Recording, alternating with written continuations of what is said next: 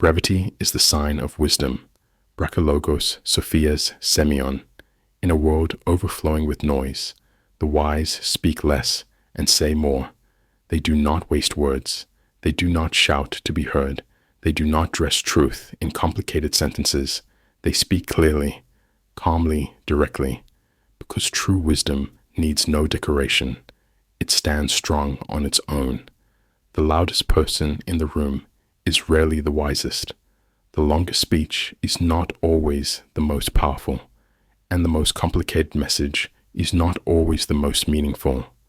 Sometimes a single sentence can shift your life.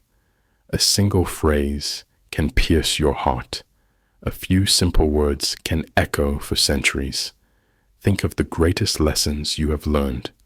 They were not buried in lectures.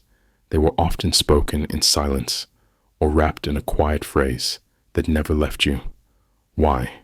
Because truth does not need to shout. It only needs to be heard. The wise know the power of silence, the strength of restraint, the courage it takes to say just enough. They listen more than they speak. They observe more than they react. They weigh their words because they understand their value. You do not become wise by speaking constantly. You become wise by understanding deeply and expressing that understanding with precision. Speak when you have something to say, not just when you feel like talking. Let your words carry weight. Let them reflect thought. Let them matter. In a world addicted to noise, be the calm voice of clarity. In a world chasing attention, be the soul that chooses intention.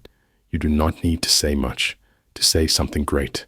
Brachylogos Sophia's Semeion. Brevity is the sign of wisdom. So speak less, but with more meaning. Speak softly, but with more truth. Speak briefly, but let your words live long after you. Because the wise are not remembered for how much they said. They are remembered for what they meant.